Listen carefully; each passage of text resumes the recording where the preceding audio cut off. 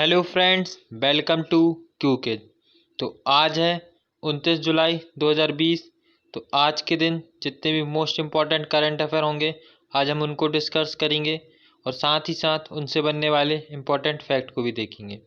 तो चलिए फिर स्टार्ट करते हैं आज का करंट अफेयर। तो फ्रेंड्स, आगे बढ़ने से पहले आज एक थॉट देख लेते हैं।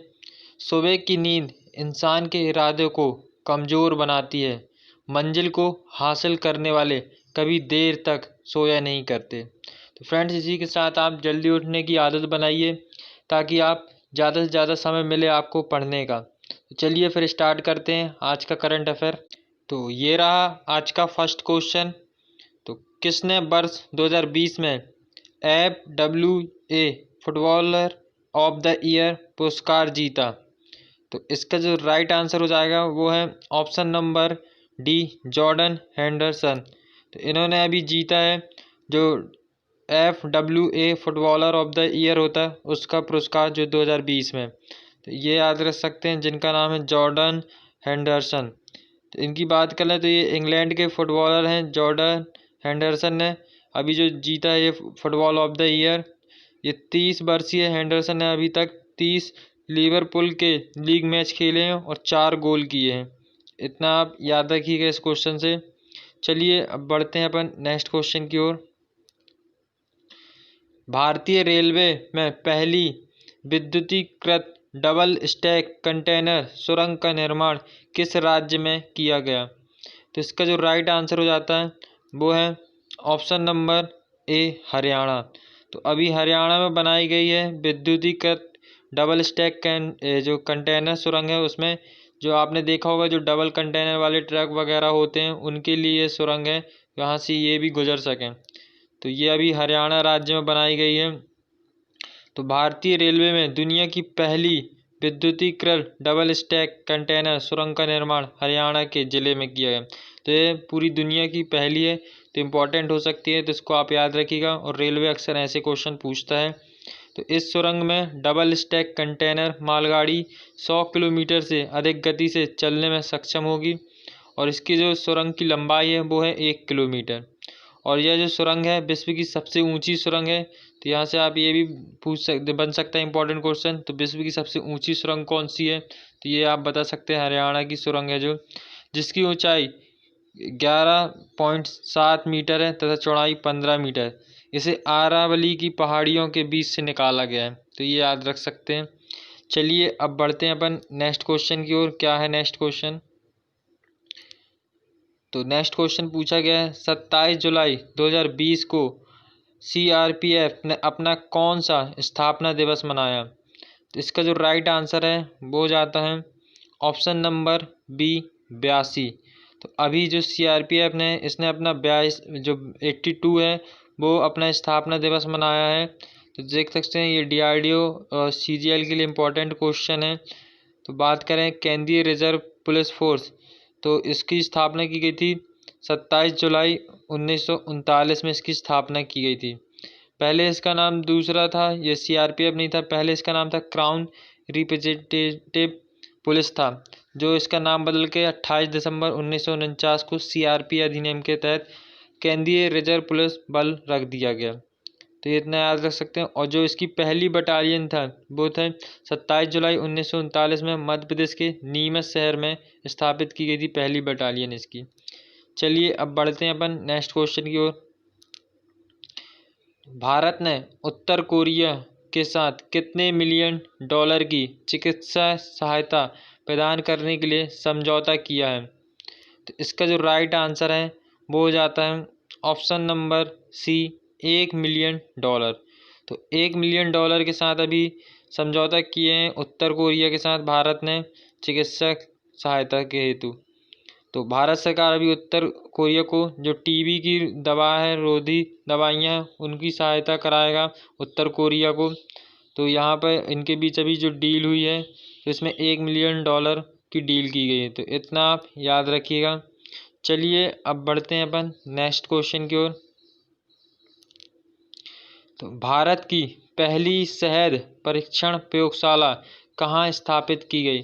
तो देख पा रहे हैं ये इंपॉर्टेंट क्वेश्चन है बहुत ही, जिसमें CGL, UPSC और IBPS क्लर्क वगैरह में ये क्वेश्चन आपसे पूछा जा सकता है। तो इसका जो राइट आंसर हो जाता है वो है ऑप्शन नंबर ए, गुजरात। तो अभी गुजरात में जो पहली शहद परीक्षण प्रयोगशाला स्थापित की जा रही है तो वो है गुजरात में। तो जो केंद्रीय कृषि एवं किसान कल्याण मंत्री हैं नरेंद्र सिंह तोमर जी, तो उन्होंने अभी गुजरात राज्य के जो अनंतनाग जिले में है वहाँ पर देश की पहली शहद परीक्षण प्रयोगशाला स्थापित की है। तो याद रखिएगा आप। तो ये जो स्थापित की गया है परीक्षण केंद्र, इसका मुख्य उद्देश्य है किसानों और मधुमक्खी पालनकर्ताओं को आमदनी के नए अवसर मुहैया कराना है। अभी ये जो आत्मनिर्भर भारत अभियान के अंतर्गत ये मधुमक्खी पालन के लिए भारत सरकार ने 500 करोड़ रुपए फंड का भी जिक्र किया था वीडियो कॉन्फ्रेंसिंग में। चलिए अब बढ़ते हैं अपन नेक्स्ट क्वेश्चन की ओर। चीन के सरकारी परमाणु संस्थान INEST के कितने वैज्ञानिकों ने एक साथ इस्तीफा दिया? तो इसका जो राइट आंसर हो जाता है वो है ऑप्शन नंबर सी, 90। तो 90 जो अभी वहाँ के साइंटिस्ट थे तो उन्होंने क्या है अभी इस्तीफा दे दिया। जो परमाणु संस्थान थी चीन की INEST, इससे तो अभी देख सकते हैं चीन के एकेडमी ऑफ साइंस के INEST के संस्थान से 90 से ज़्यादा लोगों ने जो है वैज्ञानिक वहाँ से इस्तीफा दिए हैं। तो चीन के शोधकर्ताओं के अनुसार यह वैज्ञानिक निजी कंपनियों में काम करने के लिए प्रोत्साहित थे, इसी कारण इन्होंने इस्तीफा दिया। पर आप जानते हैं चीन अपना जो जानकारी बहुत छुपाता है, तो आप समझ ही चुके होंगे किस लिए ये। तो बाकी चीज़ें आप डिटेल से पढ़ सकते हैं। अब पर बढ़ते हैं अपन नेक्स्ट क्वेश्चन की ओर। किस देश के पूर्व राष्ट्रपति बेंजामिन उमाकापा का निधन हुआ है? तो इसका जो राइट आंसर हो जाता है वो है ऑप्शन नंबर सी, तंजानिया। तो तंजानिया के जो थे अभी राष्ट्रपति, इनका भी निधन हो गया है। तो ये आप याद रखिएगा। जैसे देख पा रहे हैं तंजानिया के पूर्व राष्ट्रपति बेंजामिन उमाकापा बीमारी के चलते हुए अभी इनका निधन हुआ है। या 1995 में देश के पहले बहुपक्षीय चुनाव जीते थे और 2000 में दूसरी बार। तो ये याद रखिएगा। चलिए अब बढ़ते हैं अपन नेक्स्ट क्वेश्चन की ओर। तो एक्सॉन को पछाड़कर एशिया की दूसरी सबसे बड़ी ऊर्जा कंपनी कौन सी बनी है? तो इसका जो राइट आंसर हो जाता है वो है option number A, Reliance industries.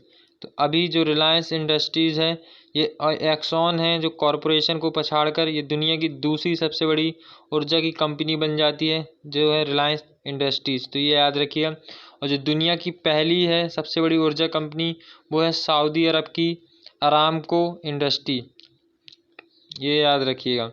तो पहली है अरामको और दूसरी हो गई अब रिलायंस की इंडस्ट्री। तो ये इतना याद रखिए। और जो दुनिया की सबसे बड़ी रिफाइनरी कॉम्प्लेक्स प्रबंधन कंपनी है तो रिलायंस इंडस्ट्रीज ने मुंबई में 4.3% की बढ़त हासिल करके $8 बिलियन अपने बाजार मूल्य में $189 बिलियन तक पहुंचाए। फ्रेंड्स बाकी चीज़ें आप ये डिटेल से पढ़ सकते हैं।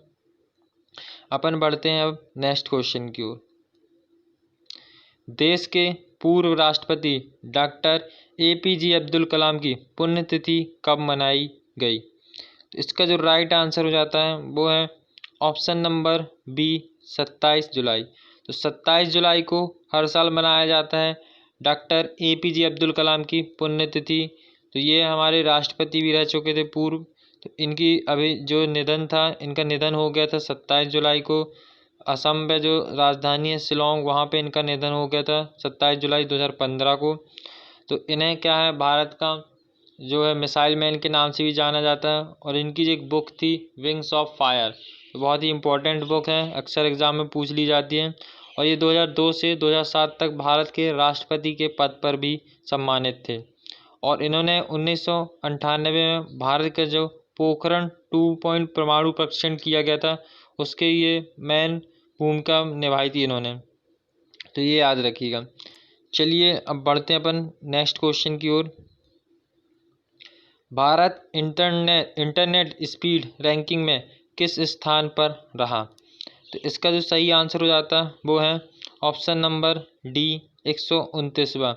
तो अभी जो स्पीड रैंकिंग है उसमें भारत 129वीं रैंकिंग में है 2020 में। तो 138 देशों ने इसमें भाग लिया था, जिसमें भारत को 129वीं रैंक मिली है।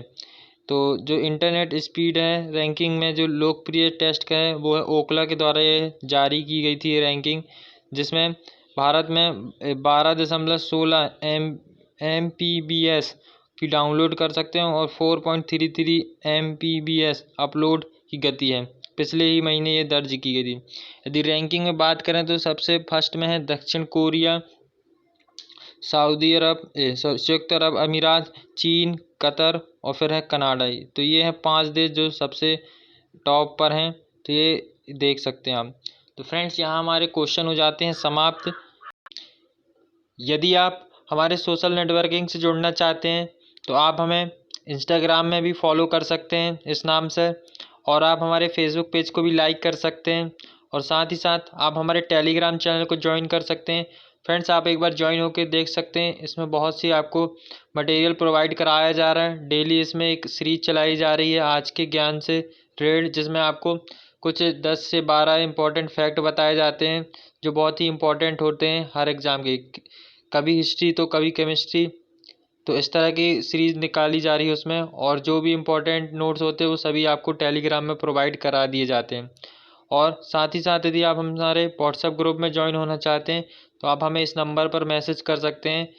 इसमें भी आपको डेली अपडेट दिए जाती है, जिसमें आपके जो भी डाउट है वो भी आप हमें इसमें शेयर कर सकते हैं, आपके डाउट को क्लियर करा जाएगा। तो और इन सभी की लिंक वीडियो के डिस्क्रिप्शन में दे दी जाएगी, तो वहाँ से आप क्लिक करके डायरेक्ट ज्वाइन हो जाएगा। तो फ्रेंड्स यदि आपको वीडियो पसंद आ रहा है तो वीडियो को लाइक एंड शेयर कर सकते हैं, और साथ ही साथ आप हमारे क्यूक्विज चैनल को सब्सक्राइब कर सकते हैं। तो thank you for watching this video.